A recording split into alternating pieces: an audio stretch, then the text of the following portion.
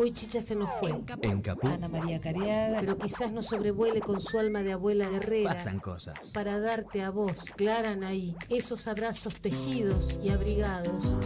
El Zapabón. Decir que es merecido es poquito, no hay palabras para describir a Chicha.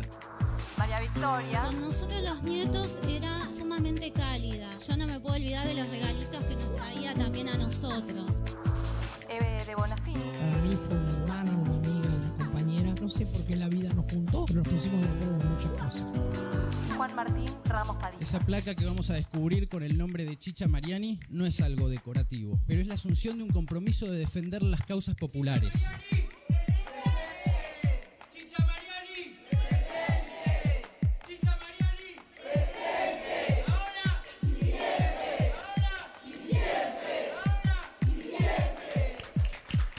Radio Caput. Hable bajo, pero hable, no se case. Esas cosas. Soy muy tímida. Ok. Radio Caput. Radio Caput. Estás escuchando Caput. Radio Caput. Radio Caput. Te comunicas con nosotros al 11 65 16 44 46. Radio Caput. ¿Querés arrancar la mañana bien informado? Infosiberia, las noticias en tu celular. Manda un mensaje de WhatsApp al 1128679078 y recibilo gratis todas las mañanas. Vos sos la única que me hace feliz cuando nadie te dice la verdad. Infosiberia, las noticias en tu celular. No seas como los demás. Manda un mensaje de WhatsApp y recibilo gratis todas las mañanas. 30.000 detenidos desaparecidos. ¡Presentes! Ahora y siempre. Ahora y siempre. Ahora y siempre. Un espacio para la memoria, por la verdad y la justicia. Un ámbito de reflexión sobre los derechos humanos para pensar qué pasó, qué pasa y qué puede pasar. Ahora y siempre. Ahora y siempre. Mucho más que una consigna. Un lugar donde encontrarnos. Ahora y siempre. Un programa de Ana María Cariaga. Los miércoles a las 18 en Caput.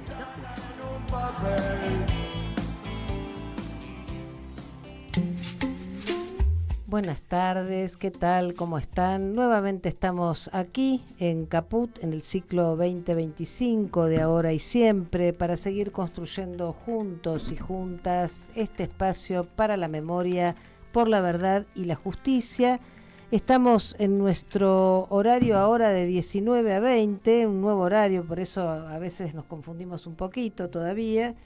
Y como todas las semanas, es un gusto reencontrarnos aquí con ustedes desde el estudio Chicha Mariani de Radio Caput. Estamos con Oscar Estellés. Buenas tardes a todas, todos, todes, para beneplácito de la ex ministra Acuña y el ministro Petri.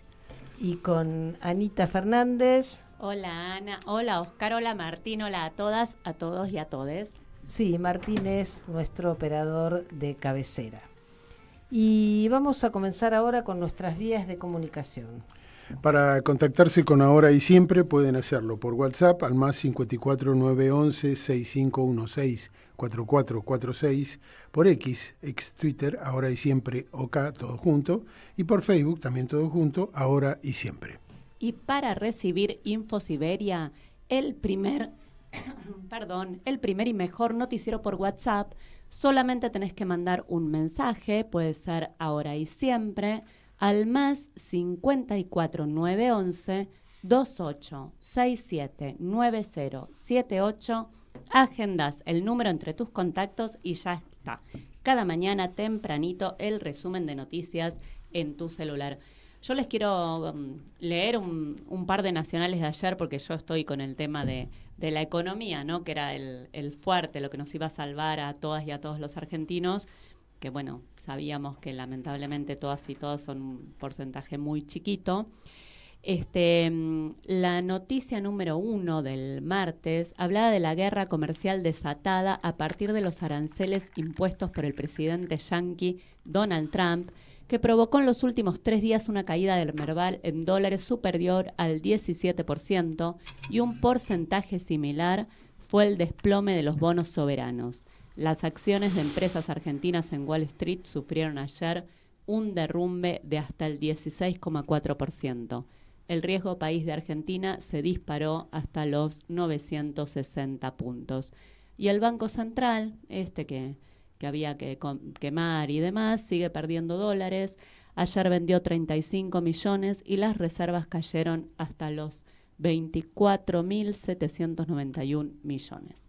El dólar blue subió 35 pesos. O sea que ya ni los bonos son soberanos, podemos decir. Ni los bonos son soberanos, ni tenemos esos millones nosotros, pero sabemos que al país le va a costar un poquito. Bueno, venimos seguramente varios de los que estamos acá de la marcha, hoy, esta marcha de los miércoles, que tuvo un tinte distinto, fue una foto distinta, una postal de otro tenor, en donde hubo mucha gente, fue convocada por muchos sectores. Y tenemos un programa hoy muy, muy lindo, con muchos invitados, invitadas, gente querida.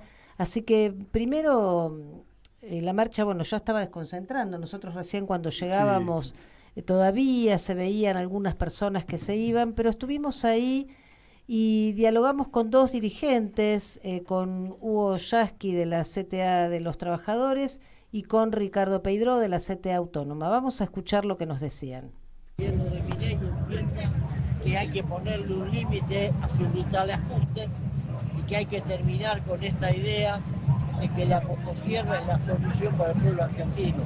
La motosierra destruye los salarios, destruye las jubilaciones, rompe la escalera de la movilidad social, que es la universidad y la escuela pública, y creo que el pueblo está tomando conciencia de eso, y hoy esta plaza refleja también un cambio de humor social. Volvemos a sentir en el aire la presencia de un pueblo que sabe que no se va a poner de rodillas. Muchas gracias. Bueno, hoy nuevamente en la calle con nuestros jubilados, en una movilización masiva, en la cual están las 3 centrales sindicales, las organizaciones sociales y territoriales, y preanuncia el paro de mañana. El paro de mañana que va a ser contundente y que ya está anunciando el principio del fin de las políticas de este gobierno, que crea desigualdad, que crea miseria, que crea hambre. La resistencia está rindiendo sus frutos e indudablemente nuestro pueblo va a pasar a la ofensiva para finalmente derrotarlo. La victoria será nuestra. Bueno, escuchábamos a un Tato muy optimista. La victoria será nuestra. El secretario adjunto de la CTA Autónoma como estaba Norita, muy ¿no? entusiasmado. Hasta la victoria siempre venceremos. Pero bueno, ya vamos a retomar esto cuando charlemos un poquito en la sobre segunda este parte del tema. programa. En la segunda parte del programa, porque ahora tenemos a una invitada también. Nuestra primer invitada de muchas. Nuestra primera invitada de hoy, para conversar con ella sobre un tema que ha tenido también mucha resonancia en estos días, que tiene que ver precisamente con Malvinas. La semana pasada se cumplió un nuevo aniversario del inicio de la guerra de Malvinas, y un aniversario que no fue desaprovechado, como no podía ser de otra manera, por nuestro inefable presidente, que viene haciendo todos los intentos para desarticular años de esfuerzos diplomáticos con un discurso de cipallismo explícito. ¿Qué dijo Milei? Y si de soberanía sobre las Malvinas se trata, nosotros dejamos en claro que el voto más importante de todos es el que se hace por los pies. Y anhelamos que los malvinenses decidan algún día votarnos con los pies a nosotros. Por eso buscamos ser una potencia a punto tal que ellos prefieran ser argentinos, que no haga falta usar la disuasión o el convencimiento para lograrlo. Bueno, convengamos en que no es un experto en disuasión, pero en fin, el discurso tuvo otras perlas, pero tomamos esta porque nunca había sido tan explícito, como decíamos antes, contrariar tan directamente la cuestión de la soberanía argentina con una afirmación tan temeraria respecto de la autodeterminación de los habitantes de las islas. En fin, no todo lo que pasa con Malvinas tiene ese color oscuro que nos trae el presidente, porque vamos a hablar con nuestra invitada desde otro lugar. Ella es una periodista de investigación y realizadora audiovisual que se ha ido especializando en la cuestión Malvinas, Gabriela Nasso, autora también junto a Victoria Torres de Esquirlas en la Memoria, una crónica de la identificación de los soldados en Malvinas, y directora de una película que se acaba de estrenar, Las Voces del Silencio, un film documental sobre los soldados que fueron víctimas de torturas en las islas durante el conflicto, que fueron silenciados durante años. Y recientemente, la semana pasada nomás, Gabriela, estuvimos ahí en el cine que se estrenó tu película. Felicitaciones y muy bienvenida y gracias por estar acá en Ahora y Siempre. Hola a todos, muchas gracias por la invitación, es un placer estar acá y fue un placer también encontrarnos en el estreno y que estuviesen acompañando. Sí, yo le decía a Gabriela que quedé muy impactada por la película y que incluso en una reunión de trabajo, de investigación con otros docentes de la Facultad de Psicología, les decía que una de las cuestiones que me impactó es que si bien decimos siempre que de alguna manera en las islas se amplió, se continuó la lógica del sistema concentracionario, se ve muy crudamente el estatuto de la crueldad. ¿Por qué? Porque los oficiales torturaban y asediaban y hostigaban a su propia tropa. En los campos de concentración, y la lógica del discurso era la lucha contra la subversión, el discurso del autodenominado proceso de reorganización nacional, ¿no? La excusa de ese otro a perseguir como enemigo.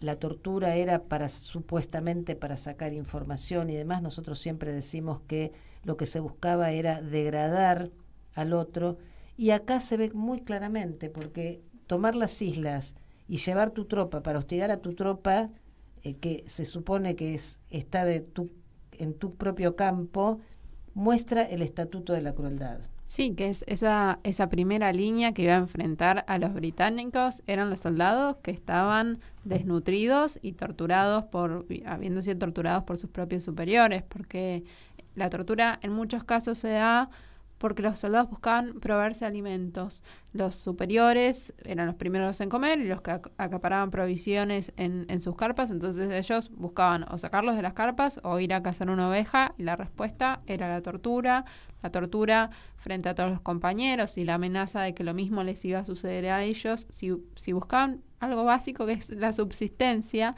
Y en esas condiciones es que terminan enfrentando a los británicos. Desnutridos, torturados, y en otros casos también se da un ensañamiento particular, se ve esto también en el Regimiento 3 de la Tablada, donde había soldados judíos, un particular ensañamiento con ellos por su religión. Eso también es un hilo conductor con la lógica del sistema concentracionario. En los campos de concentración golpeaban las puertas, las abrían a patadas y preguntaban el apellido de la persona que estaba en la celda, y a veces sacaban solamente a los judíos para torturarlos. Me impactó mucho también el testimonio de ese soldado que dice que había un oficial que era directamente, él era objeto de la tortura permanente por parte de este oficial. Silvio Katz, sí, él lo dice textual, la guerra de él era conmigo. Es tremendo, y esto no está en el documental, pero sí es algo que hemos conversado con Silvio Katz. Ya venía esta situación, no había llegado al estaqueo, a la inmersión en agua helada, pero sí venía la degradación y la violencia en el servicio militar obligatorio por ser judío. Como los domingos él no iba a misa, lo hacían limpiar el piso con un cepillo de dientes y quedarse. Cuando otros iban de baja, él se tenía que quedar. Es una perversión, ¿no? Es algo que quise demostrar también en la selección de los testimonios.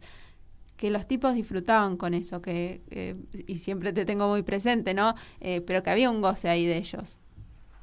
Efectivamente, es un goce oscuro, una satisfacción en hacer mal al otro, que se puede ver en los casos de tortura y también se pueden ver en algunos exponentes de la política, por ejemplo el presidente, por ejemplo Bullrich, ¿no? Esa satisfacción en el sufrimiento ajeno, con el pueblo directamente. Pero vos sabés que hoy en la marcha vimos un cartel que hace sentido con esto que estamos diciendo. Dice, la crueldad está de moda porque combina bien con el silencio.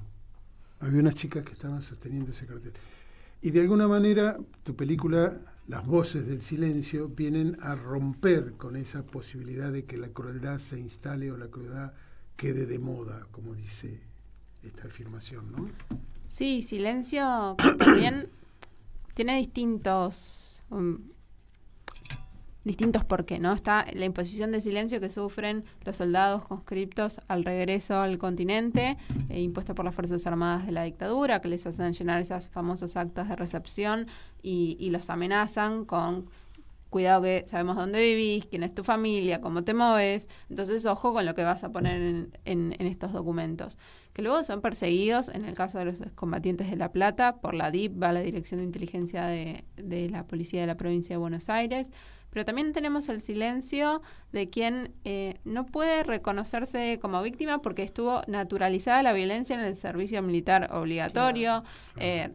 Recordemos que el mandato para esos varones era anda a hacer la colimba, que ahí te vas a hacer hombrecito, como si pasando por todas esos tormentos fuese esa suerte de iniciación en la sociedad para ese varón, ¿no? Uh-huh. Bueno, justamente a raíz de esto que estás diciendo, por lo que pasó con el soldado Carrasco, fue que se terminó el servicio militar obligatorio que ahora quieren volver a poner, sí. ¿No? Por esto mismo que estás diciendo. Sí, y bueno, que no es que se abolió, sino que quedó en suspenso, que en cualquier momento lo pueden reflotar. Y a su vez hubo en la inteligencia de las Fuerzas Armadas el buscar que el ex personal de cuadro participase de los centros de ex soldados conscriptos, porque recordemos que los primeros que se agrupan son los ex combatientes, los colimbas, los pibes, porque necesitaban prótesis, becas de estudio, reclamaban asistencia social por las pensiones, y en esa intromisión, cuando ya iniciada la causa judicial en 2007 que investiga estos crímenes, cuando algunos empiezan a animarse a denunciar, la respuesta de sus pares es: pero vos con eso estás mariconeando la causa. Es decir, si vos decís que fuiste víctima de estaqueo a manos de tus superiores en Malvinas porque buscaste proveerte alimentos que tus propios superiores no te daban, estás mariconeando la causa. Eso era lo que le decían los compañeros. Entonces, bueno, por todos estos caminos explica también el silencio de quienes a 43 años de la guerra aún no se animan a denunciar. La película viene, y también ese es uno de los tantos sentidos, y están los datos de contacto de la Comisión Provincial por la Memoria para quien haya sido víctima o testigo, es mostrar también, entre muchas otras cosas, que hay un colectivo, que hay organismos de derechos humanos, que si alguien tiene dudas y quiere acercarse y denunciar, no está solo. Porque también, perdón, ¿no? Pero también estuvo como el silencio de la sociedad, porque hubo en ese momento un apoyo muy grande, y las propias madres que eran silenciadas por esta causa Malvina, decían las Malvinas son argentinas, nuestros hijos también, tratando de incluir eso. Y hubo muchos padres, muchas madres que también apoyaron que sus hijos, o sea, con una buena intención, por supuesto, pero que apoyaron que sus hijos vayan a esa guerra porque iban a ganar las Malvinas, porque iban a ser héroes. Y en muchos casos fueron jóvenes que, bueno, que sufrieron estas cosas que vos decís. Entonces creo que hay un silencio impuesto por la propia dictadura, un silencio de culpa y también una época en la que de eso no se habla, de todo lo que nos pasó no se habla. De lo que no se habla no existe, ¿no? Fue muy característico de nuestra sociedad. Tal cual. Y hablábamos, porque uno siempre antes de empezar el programa charla, y en realidad lo tendría que hablar al aire, pero a mí me parece que son épocas en las que se está rompiendo ese silencio desde las juventudes. Y lo quiero traer porque está muy atacada la juventud hoy en día. Es cierto que fue la base de este gobierno, el voto del joven varón, pero eso, yo pienso que es por muchísimos motivos, no porque quieren específicamente este gobierno, y además fue acompañado por un montón de gente y por eso ganó, pero también hay una juventud que está queriendo saber más, que se está interesando por muchas cosas, y particularmente quería preguntarte cómo lo ves y que le cuentes a nuestras y nuestros oyentes cómo percibís vos esto, cómo suman a Malvinas, sobre todo después del Mundial, porque el fútbol también puso ahí su granito de arena para volver a apropiarnos de Malvinas. Sí, después del Mundial hubo una cantidad muy grande de jóvenes que se interesaron por el tema. Yo al año siguiente del Mundial coordinaba los equipos de docentes del programa Jóvenes y Memoria de la Comisión Provincial, asesorando a los equipos de Malvinas. La verdad que hubo una inscripción muy grande de equipos que eligieron trabajar Malvinas. Y el gran desafío, porque el interés está, el gran desafío que tenemos es, llenar de contenido esa frase que decimos, que la sentimos y que nos mueve, que es: las Malvinas son argentinas. Bueno, tenemos que llenarla de contenido, y mi propuesta es, a través del libro, a través de la película, es una invitación a pensar Malvinas desde una perspectiva de derechos humanos, que no solo es hablar de las identificaciones y las torturas y la búsqueda de justicia, es también hablar de nuestro Atlántico Sur, de los bienes naturales, de la base militar que atenta contra Argentina y la región, que es una región de paz, que es algo que cuando uno va no está. De hecho, yo nací en el 92, 10 años después de la guerra. Yo llegué a Malvinas a través del periodismo a fines de 2016, y lo que sabía de Malvinas era una gesta heroica de la cual se había hablado en los actos escolares del 2 de abril y nada más. Fue todo un trabajo de mano de los excombatientes del CECIM, de Silvio Katz, de David Zambrino, de Pablo Basel, de Alejo Ramos Padilla y de otros especialistas, empezar a transitar Malvinas desde una perspectiva de derechos humanos.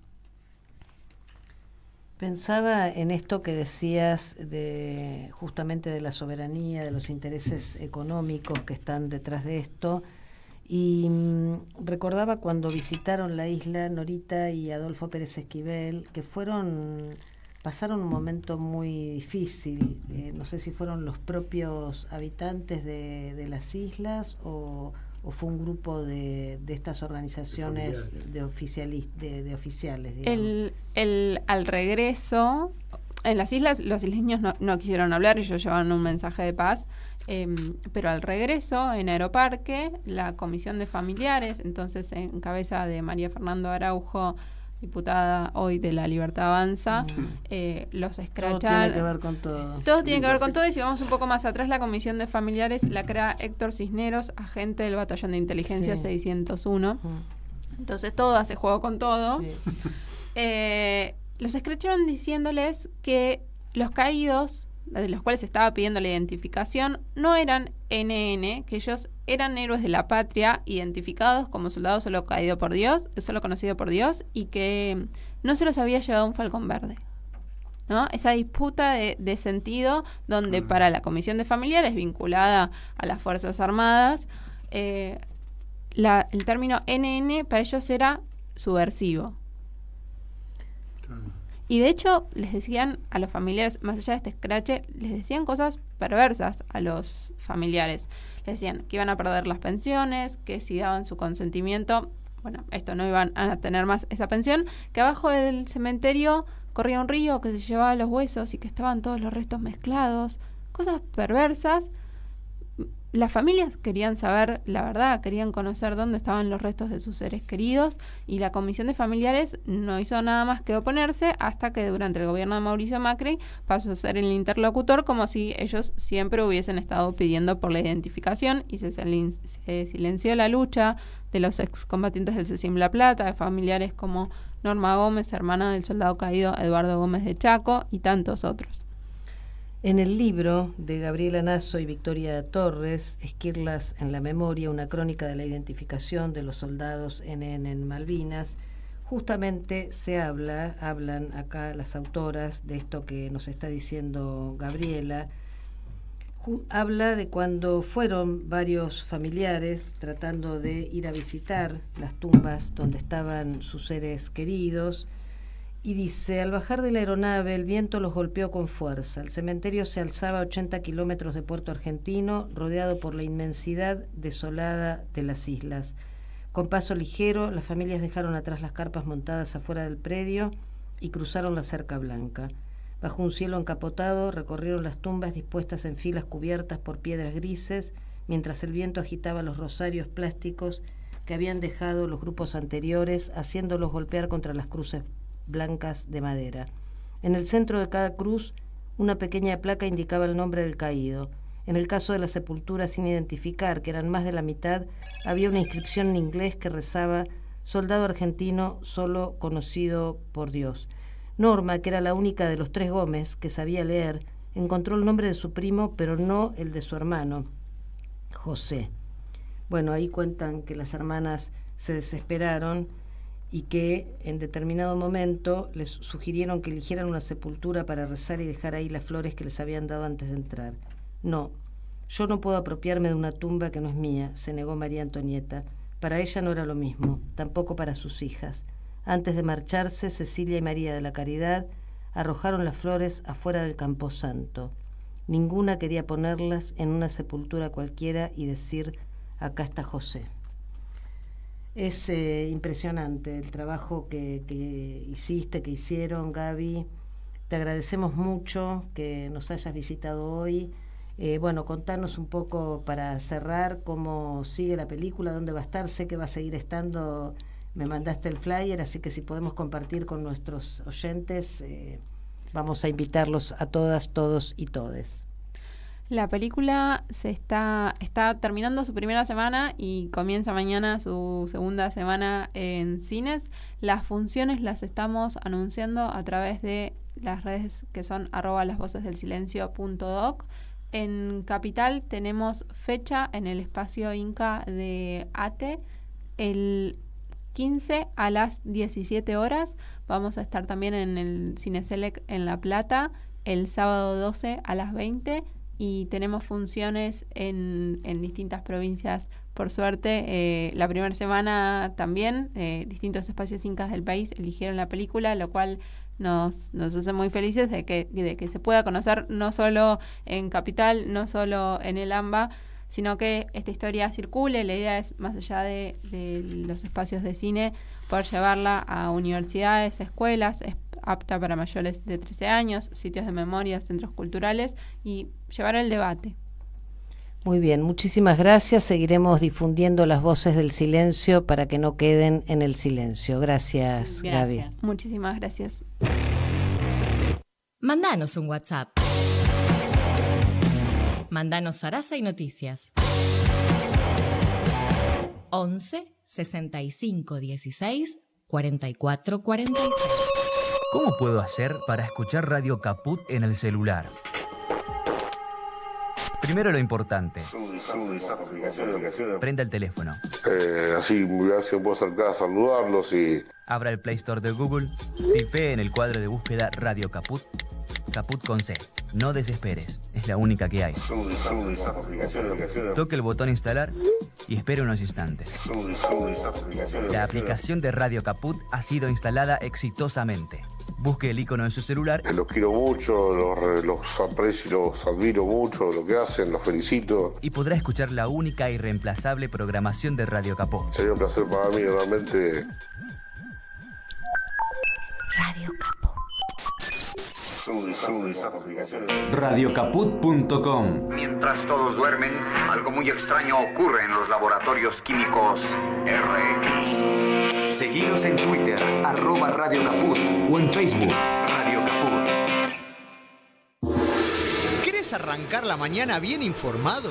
¡Rómpela! Infosiberia, las noticias en tu celular.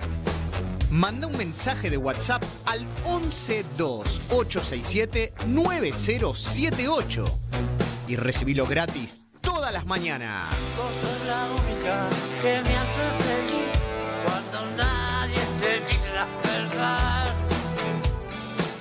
InfoSiberia, las noticias en tu celular. No seas como los demás. Manda un mensaje de WhatsApp y recibilo gratis todas las mañanas. Ahora y siempre. Un espacio para la memoria, por la verdad y la justicia.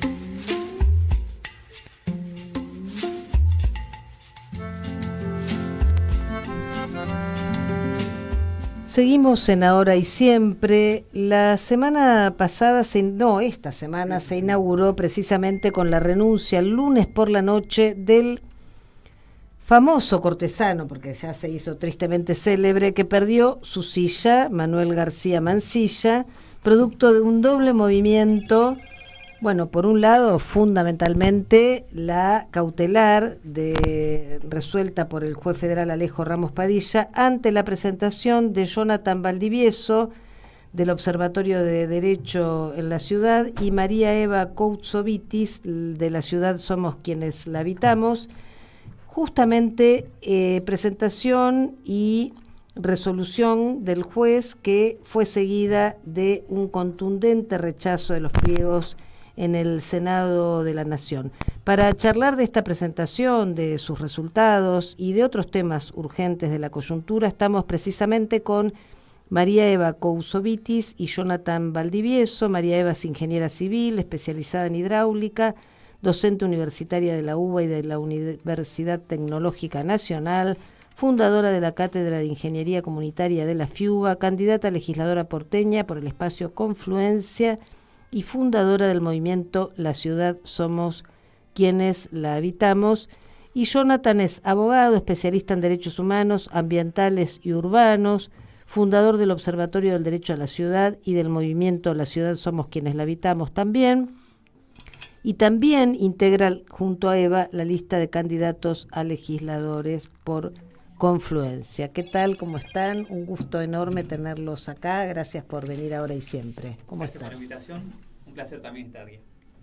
Sí, muchísimas gracias. Gracias por la invitación, gracias por el espacio. Bueno, y buenas noches a todos, a todas.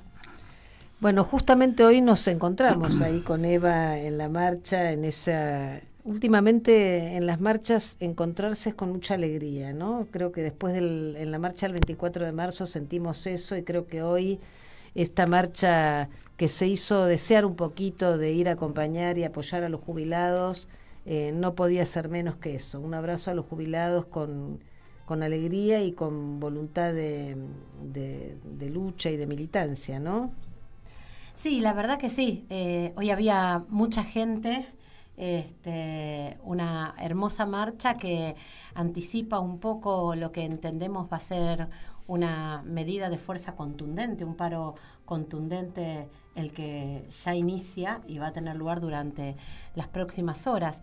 La verdad es que encontrar en la plaza a las y los trabajadores acompañando a nuestros jubilados, los docentes, ¿no? Y las docentes universitarias que nos sumamos, ¿no?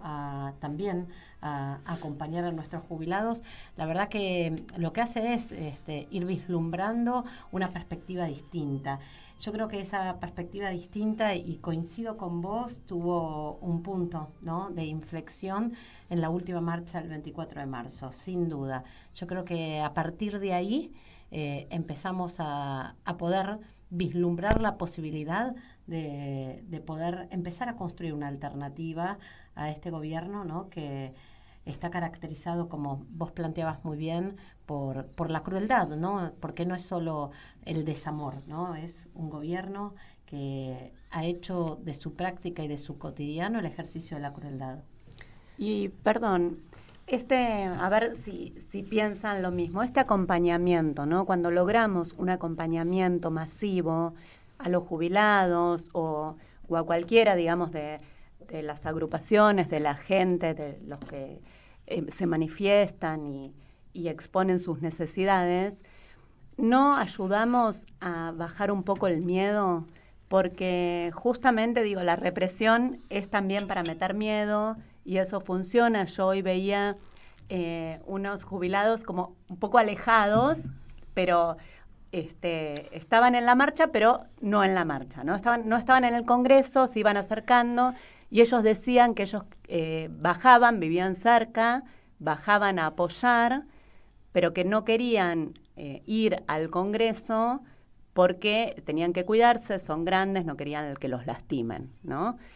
Pero a su vez querían estaban de acuerdo, les era terrible lo que estaban viviendo y demás, y bueno, se quedaban alejados. Eso le pasa a mucha gente, eso le pasa también a las juventudes, porque se acostumbraron a poder marchar sanamente en democracia, ¿no? Entonces, en general, los últimos años uno podía manifestarse sin que lo repriman, y ahora tienen que volver a organizarse como era en los 90, como era en mi época, que íbamos, todos sabíamos por dónde salíamos, dónde nos íbamos a encontrar si pasaba algo, ¿no?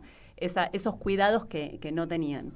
Me parece que es fundamental el apoyo social, ¿no?, que se muestra en estas manifestaciones más masivas para que la gente pierda un poco el miedo, y les quiero preguntar qué más se puede hacer para que la gente se cuide, porque hay que cuidarse, pero que pierda un poco el miedo y pueda manifestarse, porque también se corta la manifestación por el miedo.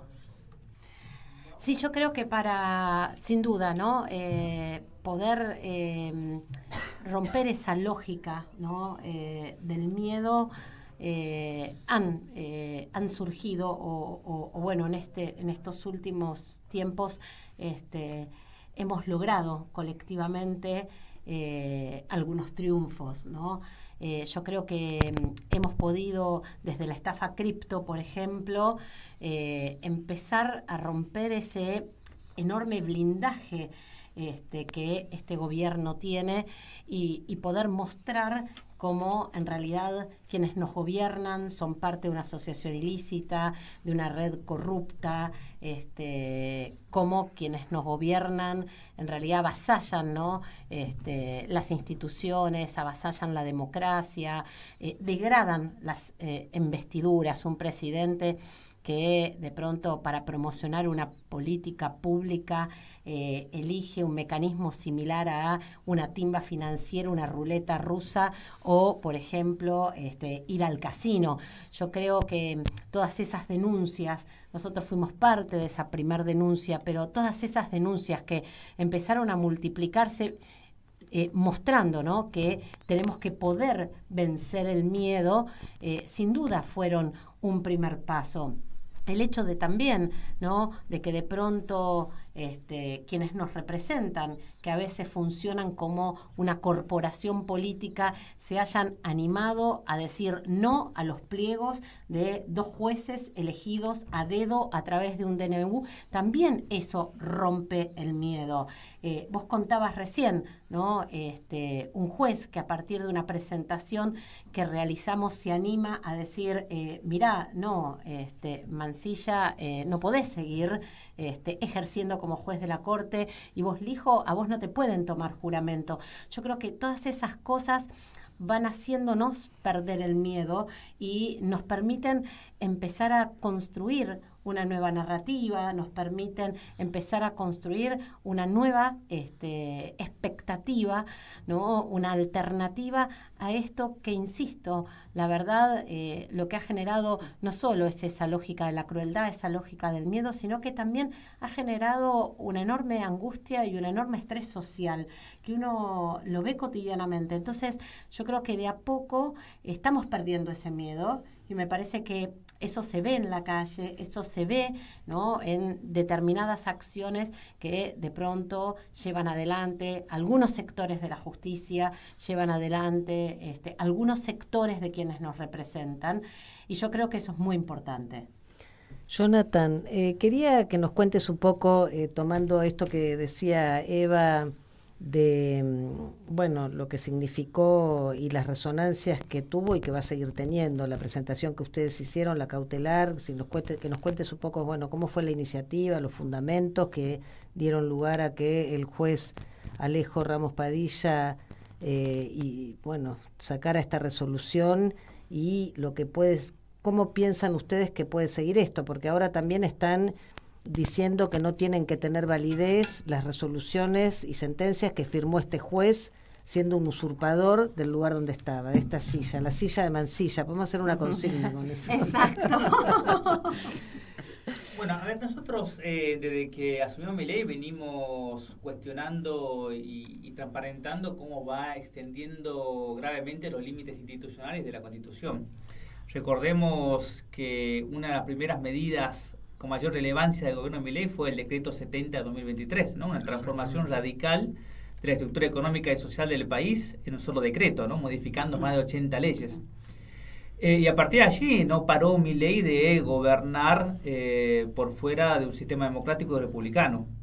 Gobernó a través de decretos, salvo la ley bases, la mayoría de sus decisiones fueron por DNU, por decreto de necesidad y urgencia, cuando obviamente la Constitución no habilita gobernar por decreto. La Constitución no habilita que cuando no tienes el apoyo político en el Congreso puedas gobernar por decreto. Ese es obviamente desvirtuar lo que considera la Constitución una democracia y una república. A partir de allí vino sacando decretos para vender de forma sistemática tierras públicas en el país, declarando la emergencia energética y terminando con este DNU de designación de 2 jueces en la Corte Suprema. Como venimos realizando el trabajo con muchos otros colectivos, ¿no? Que vienen defendiendo y juntando fuerzas en poner un límite desde lo jurídico, el avasallamiento institucional que hace Milei, fue que ya más o menos estamos en cierta forma ejercitados y de todos los debates jurídicos que se vienen dando. En este último año, lamentablemente, salvo en este caso, el Poder Judicial no estuvo a la altura de defender la Constitución.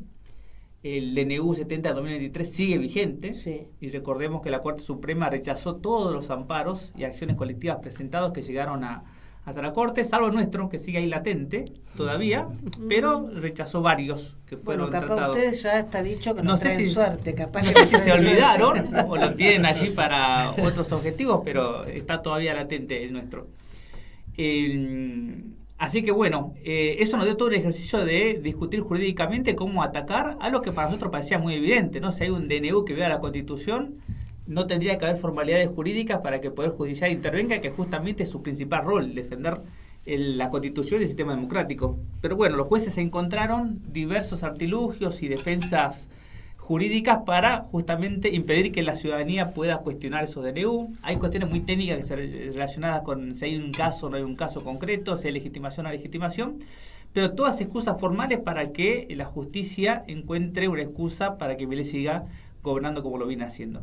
Este es un primer fallo muy importante en esa línea. El juez Ramos Padilla justamente planteó algo esencial. Cualquier habitante del país tiene el derecho de ir a la justicia para defender la Constitución y la democracia. Recién estamos hablando del caso de Malvinas, ¿no? Que ocurrió en la dictadura, y a 40 años de haber recuperado la democracia, los jueces no tienen bien en claro que tenemos cada habitante del país el derecho a la democracia. Que la democracia no es solamente una forma de gobierno, que sino también cuando un gobernante la viola, cualquier habitante tiene el derecho a ir a defenderla. Y es lo que venimos haciendo nosotros. El Congreso es parte de esa democracia representativa, de esa democracia indirecta que tenemos. Algunos consideramos o creemos que tenemos que organizarnos con una mayor profundización de la democracia, con la democracia participativa. Pero mientras tanto, la forma como se ha organizado la democracia en Argentina es a través de los parlamentos, ya sean legislaturas provinciales o el Congreso. Así que cuando un gobernante, en este caso el presidente, saltea el poder legislativo, es una vulneración grave de la democracia. Y allí cualquier habitante tenemos el derecho de ir a defender. Y es lo que venimos haciendo con todas las presentaciones que realizamos frente a cada uno de estos DNU que ha dictado Milei. Qué importante lo que nos contás, y pensaba que este avasallamiento de derechos que vivimos en todos los planos también se ve hoy simplemente transitando las calles de la ciudad. Y quería preguntarte, Eva, bueno, vos estás como primera candidata, que nos cuentes, justamente podemos decir recorriendo la ciudad, que nos cuentes un poco cómo ves la ciudad, bueno, y cómo están posicionados ustedes, cómo ves la fuerza de esta pelea tan difícil, tan importante como difícil que hay que dar. Mira, la verdad es que la ciudad de Buenos Aires ha sido durante estas casi 2 décadas el experimento neoliberal por excelencia. Hace casi 2 décadas que gobierna el PRO en la ciudad de Buenos Aires, y en estos casi 20 años lo único que se ha profundizado es la desigualdad, es la precariedad, es la pobreza, una de las ciudades con mayor presupuesto per cápita de la región, sino que la ciudad de Buenos Aires hoy tiene un presupuesto per cápita que duplica el de la ciudad de Barcelona. Sin embargo, acá en la ciudad de Buenos Aires, la mitad casi de las niñas y los niños habitan en hogares pobres. 1 de cada 3 porteños es pobre o se encuentra en situación de indigencia y a la mitad le cuesta llegar a fin de mes. La verdad que cuando uno recorre la ciudad, como lo hacemos hace muchos años y lo hacemos cotidianamente en los diferentes conflictos que se van planteando, lo que nosotros observamos es un enorme hartazgo, ¿no? Un enorme hartazgo a una corporación política que viene gobernando y cogobernando la ciudad de Buenos Aires en función del negocio de la corporación inmobiliaria en lugar de resolver los problemas cotidianos que tenemos. Por eso es que nuestro espacio, Confluencia, es un espacio que lo que se propone es tratar de terminar, ¿no?, con esa lógica corporativa que aparte ha transformado a la legislatura porteña en una especie de escribanía de negocios, y para eso llegar a la legislatura con la voz de quienes habitamos la ciudad es muy importante, para poder no solamente llevar nuestras propuestas y nuestras iniciativas, sino también para poder plantear una forma completamente diferente de poder gobernarnos. Yo retomo lo que planteaba Jonathan recién. En este contexto, ¿no?, de avasallamiento de las instituciones, de avasallamiento, ¿no?, de el sistema democrático, nosotros lo que necesitamos es más y mejor democracia. Por eso nuestra propuesta en la Ciudad de Buenos Aires tiene que ver con justamente la democracia participativa. Nuestras propuestas tienen que ver con poner en el centro cuáles son los problemas cotidianos que hoy sufren las familias porteñas, el problema habitacional, la problemática ambiental, la problemática social, la problemática de seguridad, mirar el problema de la seguridad no en términos binarios, poder mirarlo integralmente, mirar además esa problemática vinculada a esa corporación inmobiliaria que se ocupa, entre otras cosas, de lavar el dinero del narcotráfico y del resto de las actividades extractivas que tienen lugar en todo nuestro país. Y la verdad es que durante todos estos años, quienes integran Confluencia, venimos, ¿no?, defendiendo los derechos de las y los porteños. Nos ha tocado ser quien defendamos, por ejemplo, el predio de Costa Salguero, en donde el gobierno de la ciudad, ahí en lugar de un parque público, lo que quería era construir un mega emprendimiento inmobiliario. Nos ha tocado frenar la venta y la privatización de 100 hectáreas de tierra pública, 100 manzanas de patrimonio común que iban a ser rematadas, ¿no?, para la especulación inmobiliaria, defender plazas, defender parques. Nuestra lista la integran compañeras y compañeros que hace muchos años vienen defendiendo el derecho de quienes viven en las villas y asentamientos de poder habitar la ciudad. Por eso a veces cuando escuchamos discursos como el de Adorni, discursos como el de Marra, al propio Jorge Macri, y la verdad que eso causa, ¿no?, mucha indignación. Nosotros queremos recuperar la ciudad para quienes la habitamos, y de eso se trata.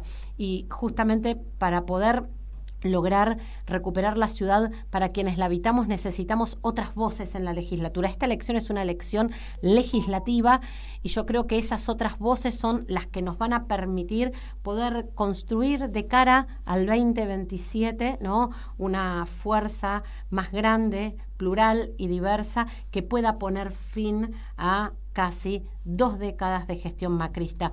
En los últimos 10 años en la Ciudad de Buenos Aires se construyeron 10 millones de metros cuadrados. Eso equivale a la superficie de 5 veces Puerto Madero.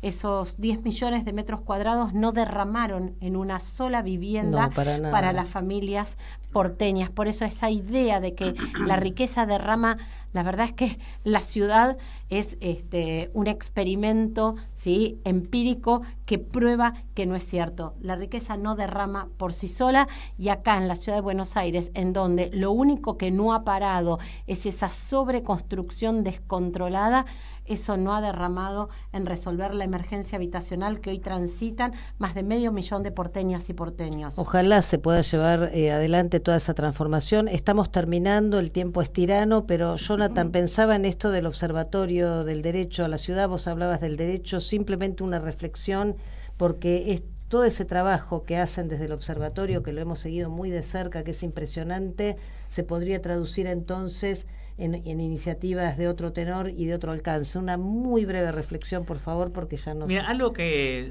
a nosotros siempre nos sorprende es que los gobernantes, y especialmente el PRO en la Ciudad de Buenos Aires, no adopta y no internaliza el conocimiento y la vitalidad democrática de los porteños y porteñas. Vemos un gobierno que ha quedado totalmente con ideas vetustas, que únicamente lo que hace es anunciar obras fantasiosas recomendadas por sus asesores políticos, pero lo que tendría que hacer es empezar a escuchar a todas las asambleas y vecinos y vecinas autoconvocados que vienen pensando la ciudad, vienen pensando o reflexionando cómo mejorarla, cuáles son los problemas, y es justamente lo que vino haciendo el observatorio y lo que terminó conformando el movimiento de la ciudad Somos Quienes la Habitamos, ¿no? No hizo más que escuchar, organizar y plantear todo el conocimiento, experiencia y los deseos y aspiraciones que tiene la población porteña.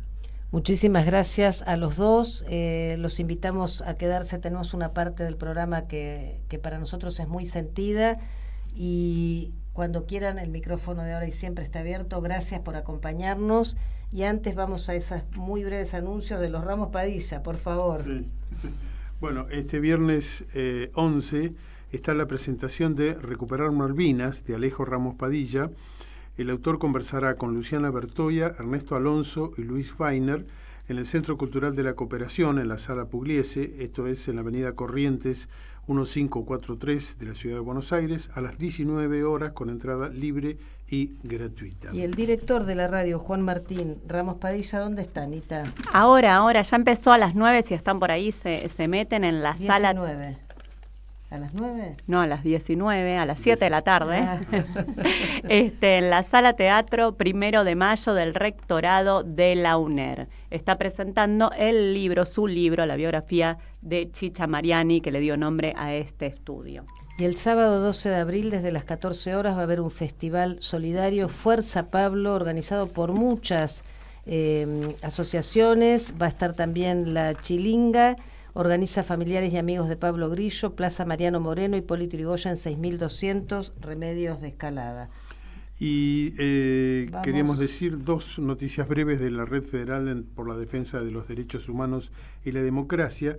Por un lado, que se realizó un encuentro federal en la ciudad de Rosario este sábado pasado, con una gran asistencia y un nutrido trabajo en comisiones, y que emitió un comunicado la red para manifestar su preocupación por el fallo de la Corte Suprema que confirma el sobreseimiento del juez Pedro Cornelio Federico Hoff, responsable de no investigar el secuestro de abogados laboralistas en la Noche de las Corbatas en julio de 1977 en la ciudad de Mar del Plata. Recordemos que dicho fallo ha sido suscrito, entre otros cortesanos, por Manuel José García Mansilla, que abandonó su silla.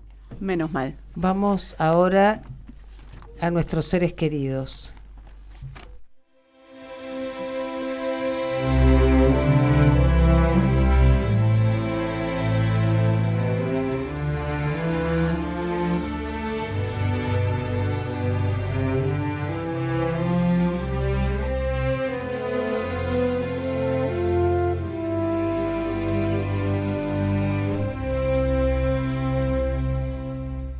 Aún caminan contigo, aún caminan conmigo, los que nunca se fueron, los que nunca se han ido, hasta el fin de los tiempos,